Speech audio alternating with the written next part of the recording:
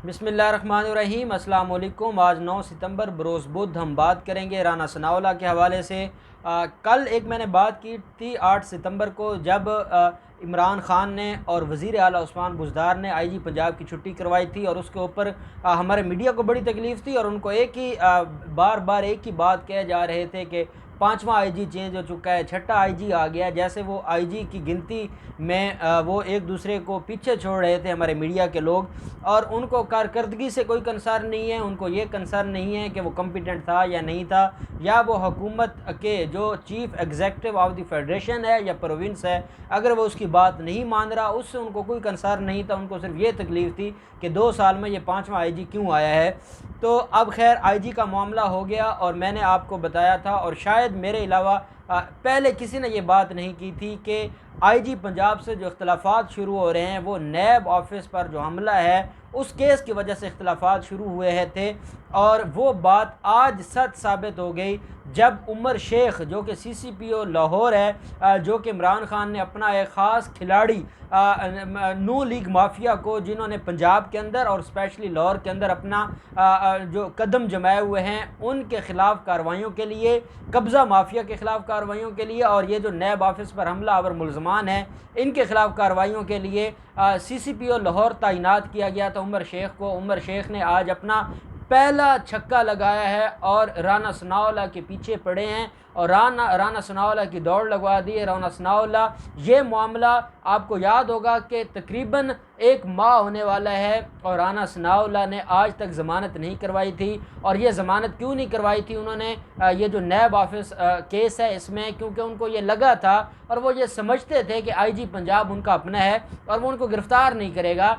जैसे ही आईजी पंजाब घर गए हैं, जैसे ही आईजी पंजाब की छुट्टी करवाई गई है और CCPO लाहौर उमर शेख के ऊपर एतमाद किया है हुकूमत ने, आज राना सनाउल्लाह ने दौड़ लगाकर ATC अदालत में पहुँचे हैं, इंसदाद दहशतगर्दी की अदालत में गए हैं और वहाँ जाकर अबूरी ज़मानत फ़ाइल की है। और उस ज़मानत में जो तकरीर की है जज के सामने और जो जज ने आगे खरी खरी सुनाई है राना सनाउल्लाह को, वो मैं समझता हूँ कि क्योंकि हमारा मीडिया तो सिर्फ वही सुनाएगा जो उन्होंने बाहर आकर तकरीर करनी होती है प्रेस कॉन्फ्रेंस में। हालांकि मीडिया के रिपोर्टर्स मौजूद थे इंसदाद दहशतगर्दी अदालत लाहौर में और वो ये सारी की सारी चीज़ों को देख रहे थे। जब हम मौजूद थे तो वो भी मौजूद थे, लेकिन वो असल कहानी नहीं सुनाते, असल बात नहीं बताते, और वो जो बाहर आकर ये मुल्ज़मान तकरीर करते हैं मीडिया के सामने, सिर्फ उसी के ऊपर सारे का सारा जोर लगाया जाता है और वही बातें सुनाई जाती हैं। इस दादे दहशतगर्दी के क्या जो अदालत है उसमें राना सनाउल्लाह पेश हुए हैं। सैयद फरहाद अली शाह साहब जो कि मेंबर हैं पंजाब बार काउंसिल के, और वो रिप्रेजेंट कर रहे थे राना सनाउल्लाह को। पहले जो कैप्टन रिटायर्ड सफदर है उसकी ज़मानत भी फरहाद शाह साहब ने करवाई थी, और जो नारकोटिक्स का केस है राना सनाउल्लाह का उसमें भी वकील फरहाद शाह हैं। और वो फरहाद शाह और उनके साथ बाकी वकला आज अदालत में पेश हुए अबूरी ज़मानत के लिए। जब जज साहब के सामने पेश हुए तो जज साहब ने इस्तफसार किया कि क्या मामला है और इसमें क्या 780A लगा हुआ है। फरहाद शाह ने अदालत में बताया, ऑनरेबल जो जज थे उनसे ये कहा कि ये वही मामला है जिसमें हम पहले कैप्टन रिटायर्ड सफदर की और बाकी मुल्ज़मान की ज़मानतें करवा चुके हैं, अबूरी ज़मानतें, और ये राना सनाउल्लाह भी उसके अंदर मुल्ज़िम हैं। राना सनाउल्लाह को भी इसमें बतौर मुल्ज़िम रखा गया है और आज हम उनकी ज़मानत करवाने आए हैं। अभी ये बात फरहाद शाह ने करनी थी कि राना सनाउल्लाह बोल पड़े और उन्होंने कहा कि जनाब बड़ी ज़्यादती हो रही है, ये सिर्फ़ और सिर्फ सियासी इंतकाम का निशाना बना रहे हैं। मेरी जनाब से एक गुजारिश है कि जो सेफ सिटी के कैमराज हैं वो मंगवा लिए जाएँ, वो वीडियोज़ मंगवा ली जाएँ। क्या मैं पथराव कर रहा था या मैं किसी को उकसा रहा था, सिर्फ सेफ सिटी की जो वीडियोज़ हैं वो मंगवा ली जाएँ। अदालत ने कहा राना सनाउल्लाह आपकी जो आज दरख्वास्त है वो अबूरी ज़मानत की है और आज पहली तारीख़ है और आज आपको इंटरम बेल मिलेगी। इंटरम बेल मिलने के बाद आप जाएंगे, शामिल तफ्तीश होंगे और तफ्तीश में जब तफ्तीश मुकम्मल होगी वो चलान सबमिट होगा। चलान सबमिट होने के बाद फिर अदालत में ये सारी चीज़ें आएंगी। आप अभी आपकी इंटरम बेल हुई नहीं है और आप अदालत को सबक सुनाने लग गए हैं और आप अदालत को हुक्म चलाने लग गए हैं कि ये काम कर लें, वो कर लें, ये वीडियो मंगवा लें, ये एविडेंस मंगवा लें। तो अदालत ने कहा आप इंटरम बेल के लिए आए हैं और अभी अदालत ने देखना है कि आपकी इंटरम बेल बनती है या नहीं नहीं बनती और आप नई बातें सुनाने आ गए हैं। ये बातें जाकर तफ्तीशी अफसर को सुनाएं और शामिल तफ्तीश हूँ और वहाँ जाकर उनको सारी बातें बताएं, और अगर वो आपको गुनहगार समझते होंगे तो वो आपको गुनहगार लिख देंगे तफ्तीश में, अगर बेगुनाह समझते होंगे बेगुनाह लिख देंगे। आप अपनी जो ये सारी की सारी बेगुनाही है जो आप कह रहे हैं, जो आप बातें कह रहे हैं, जाकर तफ्तीशी अफसर को सुनाएं। तो राना सनाउल्लाह ने कहा, जनाब मेरा मकसद आपको नाराज़ करना नहीं था, मैं सिर्फ हक़ाइक़ बता रहा था। तो जिसके ऊपर राना सनाउल्लाह के जो वकला थे उन्होंने अदालत से कहा हम माजरत करते हैं। अदालत ने कहा कि आप 50 वकील आए हुए हैं राना सनाउल्लाह के साथ, तो इसका मतलब है इनको आपके ऊपर एतमाद ही नहीं, और ये खुद अगर इन्होंने बोलना था तो फिर आप लोगों को क्यों लेकर आए हैं। जिसके ऊपर राना सनाउल्लाह को पीछे हटा दिया गया। राना सनाउल्लाह खामोश हो गए। फरहाद शाह ने अदालत को बताया कि जनाब ये वो मामला है जिसमें पहले सिंपल ऑफेंसेस थे पाकिस्तान पिनल कोड के, और उसके बाद फिर उन्होंने ये सारे के सारा जो हमारे ख़िलाफ़ एक झूठा 780 और दहशतगर्दी की दफ़ात शामिल की हैं। अदालत ने 16 सितंबर के लिए अबूरी ज़मानत दी और 16 सितंबर को रिकॉर्ड मंगवा लिया, और साथ राना सनाउल्लाह को कहा कि वो जाएं और शामिल तफ्तीश हों और जाकर अपना बयान रिकॉर्ड करवाएं।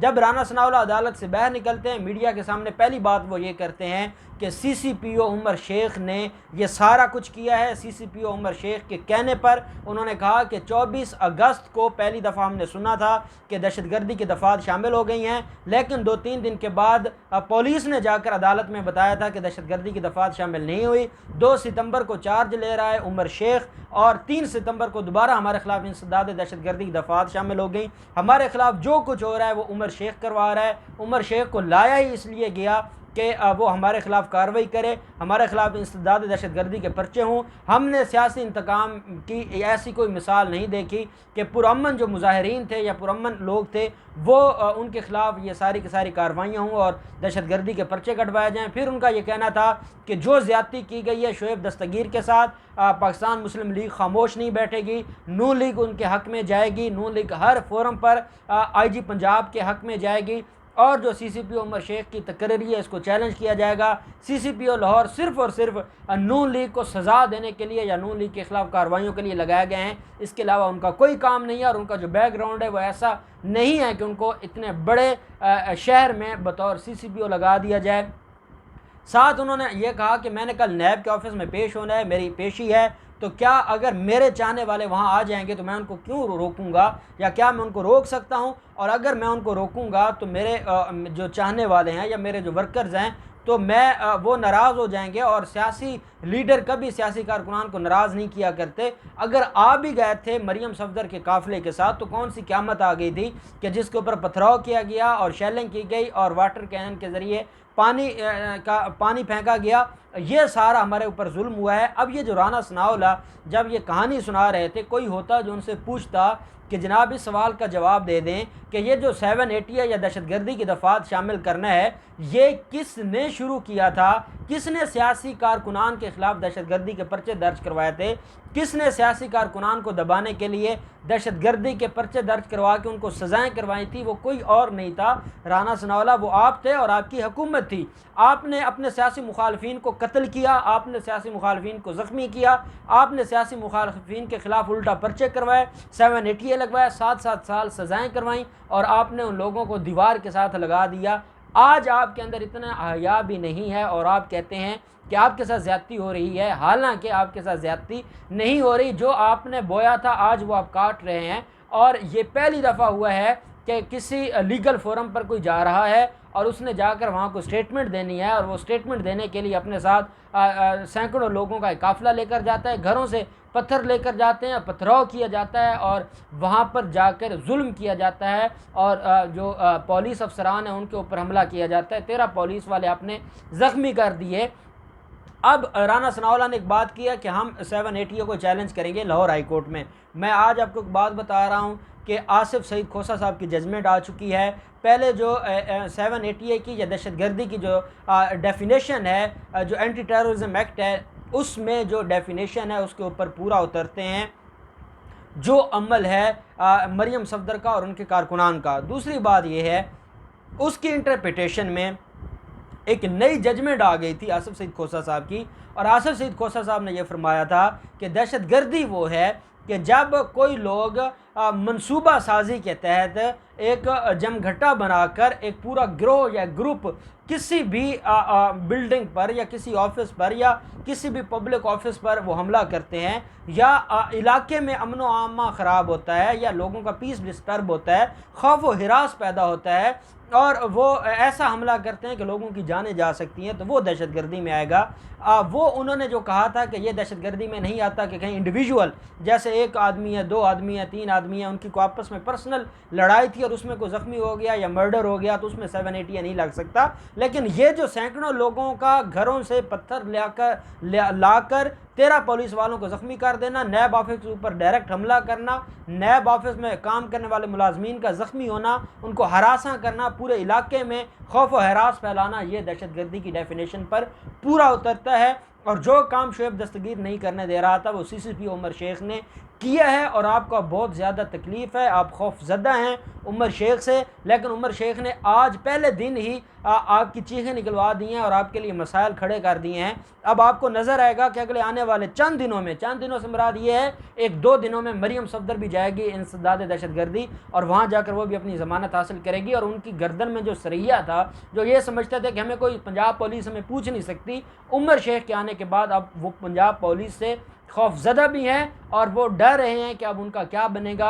और यही वजह है कि नून लीग अब जहां IG पंजाब को डिफेंड कर रही है, वहीं उमर शेख के ख़िलाफ़ भी उन्होंने एक मैदान बना लिया है। मीडिया को लिफाफे बांट दिए गए हैं कि उमर शेख के ख़िलाफ़ एक माहौल बनाया जाए। लेकिन मैं समझता हूं कि अगर इमरान खान का एतमाद हासिल है उमर शेख को, और जिस तरीके से उनका बैकग्राउंड है या उनका जो प्रीवियस कंडक्ट है, जितने वो एक निडर और बेबाक अफसर हैं, मैं उम्मीद करता हूं कि लाहौर के काफ़ी मसाइल वो ख़त्म करेंगे और इंशाअल्लाह लाहौर में ये जो अमन व आमा की ख़राबी का मसला है, डकैतियाँ हैं, चोरियाँ हैं, वारदातें हैं, ये ख़त्म होंगी और शहरी सुख का सांस लेंगे। अल्लाह पाक पाकिस्तान कामी नासिर हो। बहुत शुक्रिया। अल्लाह हाफिज़। पाकिस्तान जिंदाबाद।